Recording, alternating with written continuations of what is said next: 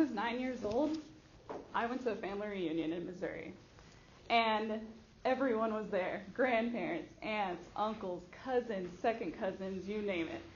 And one day we were having a huge dinner. And we were missing a lot of people, so my uncle told me, you need to go find everyone. And being a 9-year-old, this is a big job for me. So, I'm looking for everyone. But all of a sudden, I saw it happen.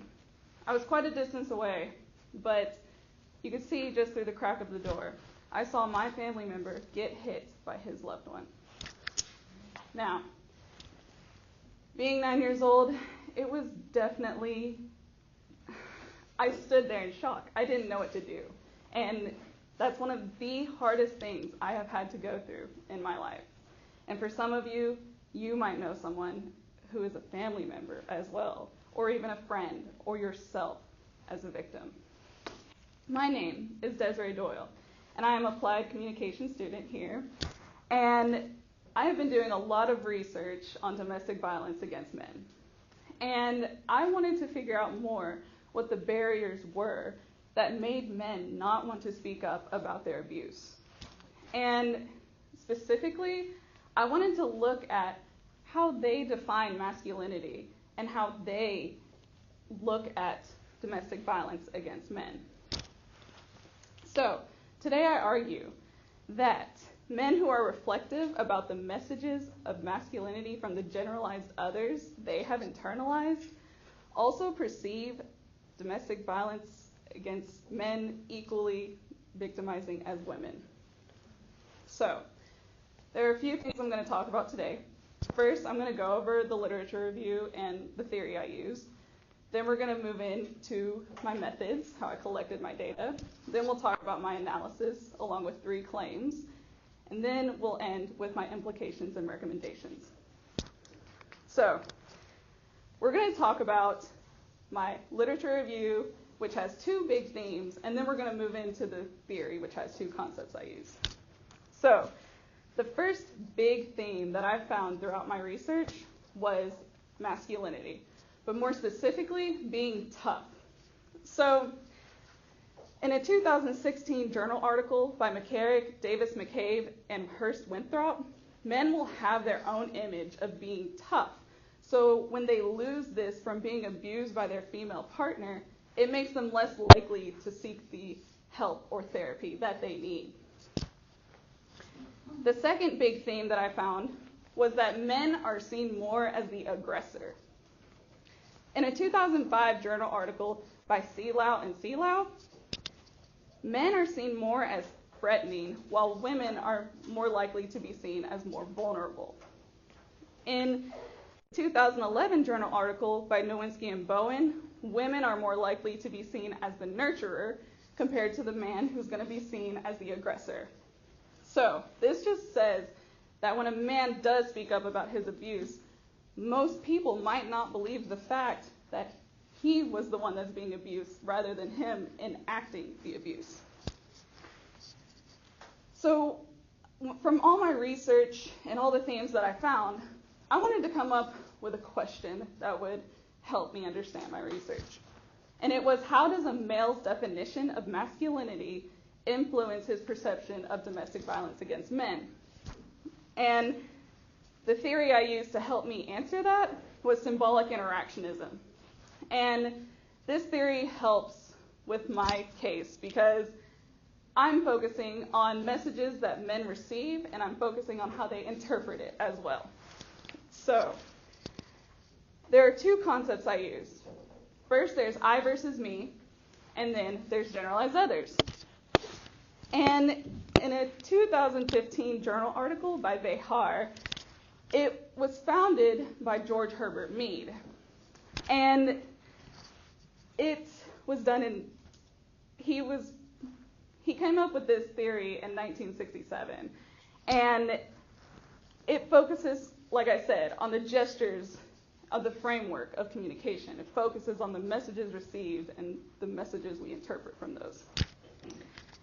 In a book written by Mead in 1967 called The Mind, Self, and Society from the Standpoint of a Social Behaviorist, The me is the socialized aspect of someone, of an individual, and the I is the active part of an individual.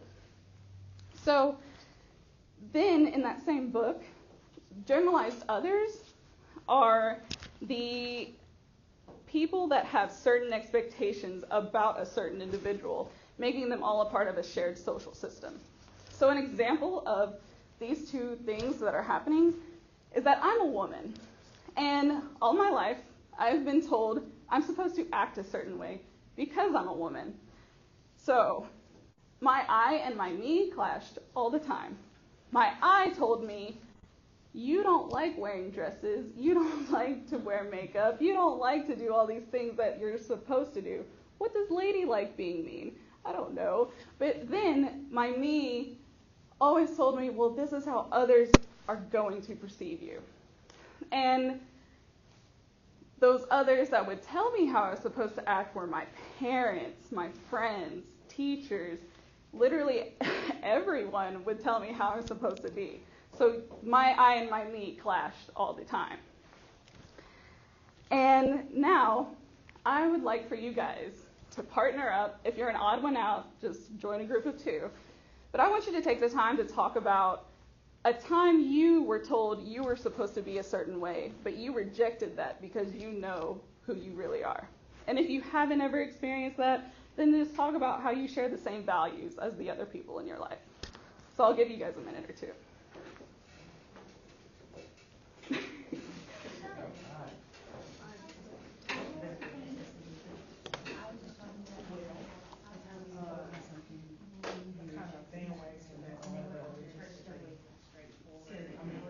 I realized I had it as young as I did. The whole thing. Of course, I'm always arguing with myself, and then to have my mom who, like my parents were very sensitive. So sometimes I think they love me at no reason. No reason. And I'm like, is it why or is it 8 a.m. and you're like, that's one of those. So my mom would never, she's like, aren't you? Like, seriously, I said, you know what I'm dealing with. You cannot compare me to them. I said, I don't want to be like, maybe a very outer part of me is like, yeah, let's be bubbly, let's count our phone, let's get on my nerves at 8 a.m. And then the real me is like, I'm tired. I'm doing too much. I'm going through too much. I cannot be like that. So I completely understand how versus. I mean, especially when you come from the family that I do, and everybody's super big. Sometimes, well, most of the time, it's like I cannot.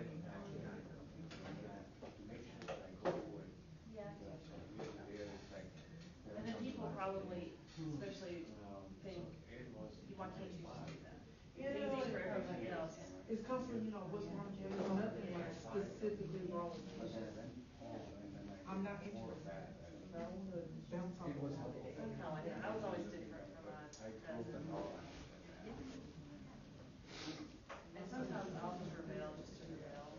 Just because I don't want to be alone. Well, usually it's my because of my sister. She would and it would happen for comparison.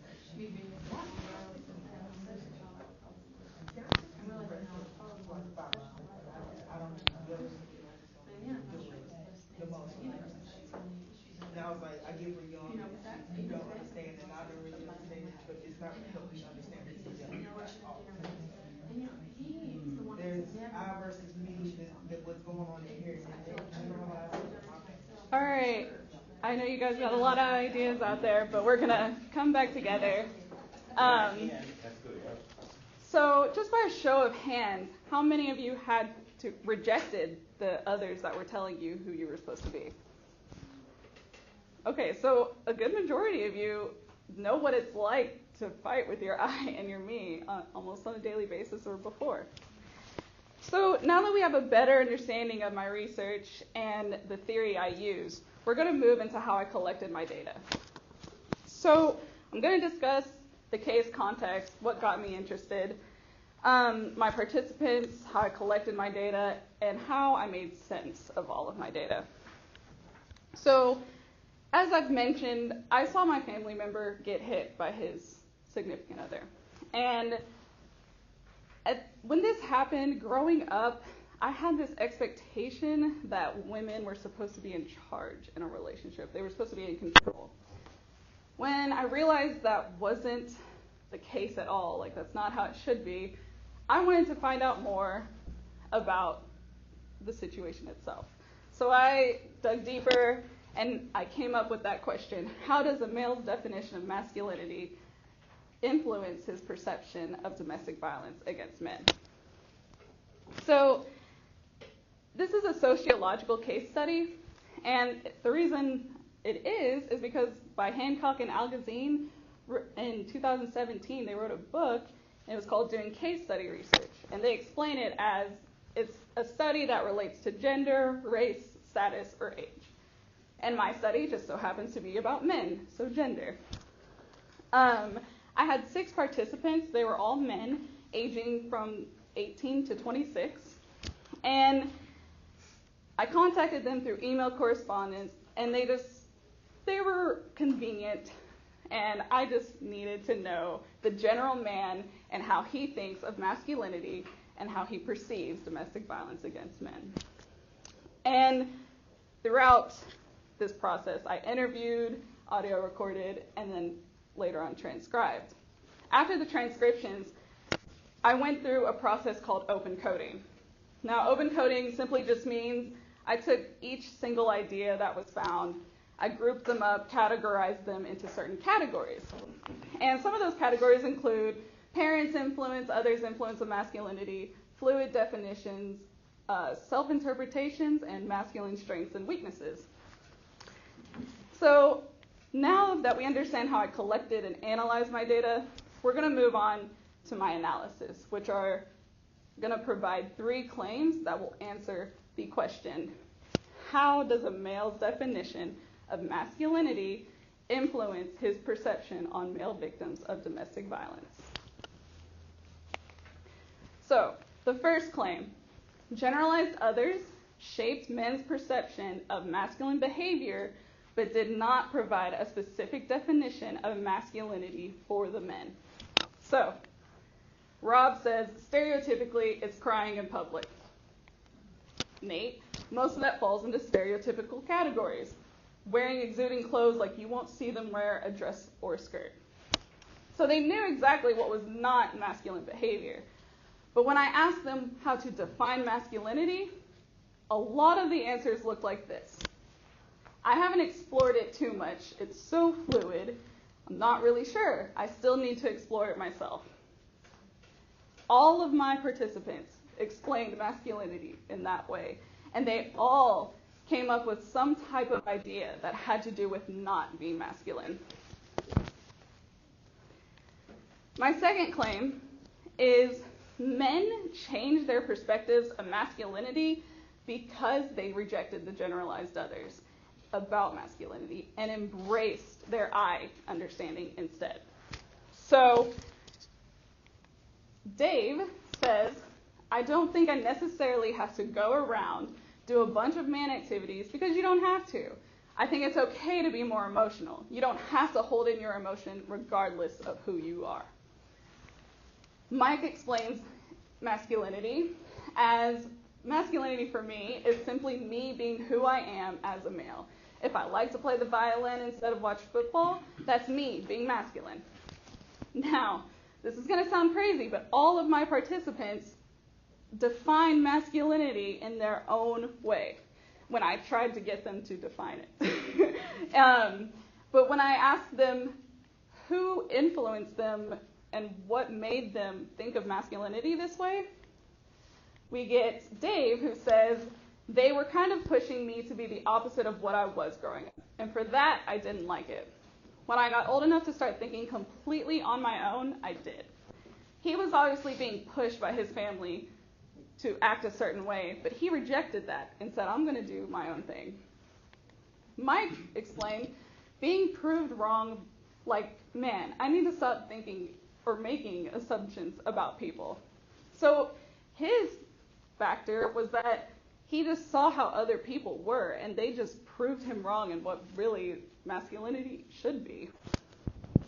And Lastly, men who define masculinity through their I self perceive that men are also likely to be victimized in domestic violence situations. So I asked them what they generally thought of domestic violence against men.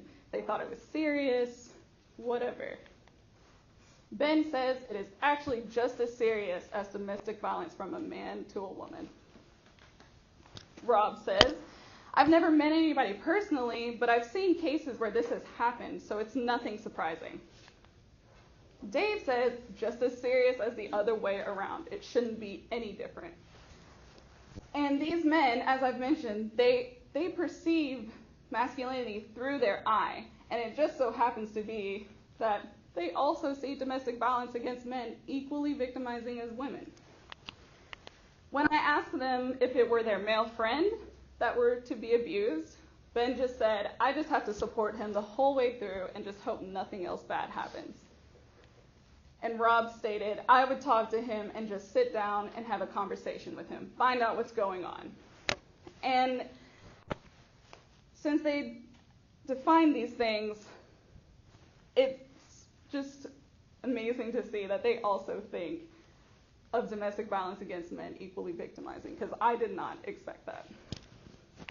So now that we've talked about the 3 claims I found in my data, I will talk about the implications and recommendations.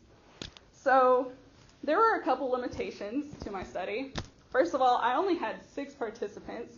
It could have been bigger. I can't speak for every man, so that's a huge factor. Also, I only talked to men, younger men at that. They were ages 18 to 26. I could have talked to people 30 to 40. I don't know. And I could have also talked to women to try and figure out what they might think of masculinity and domestic violence against men. So the mission of our department is to foster the co-creation of better social worlds through positive communication. And my case just so happens to promote that. Mainly because we're communicating with different people about our lives. And ultimately, if people are willing to listen and be open to new ideas, then people are willing to make a difference and realize who they truly are, just like the men in my examples.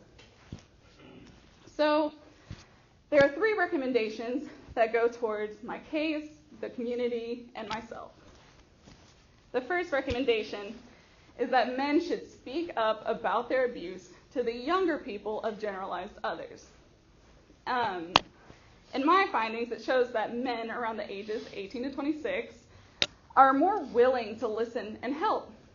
Now, there will still be barriers of fear of being humiliated and judged, though I think if people just showed that they cared, then maybe that fear would decrease.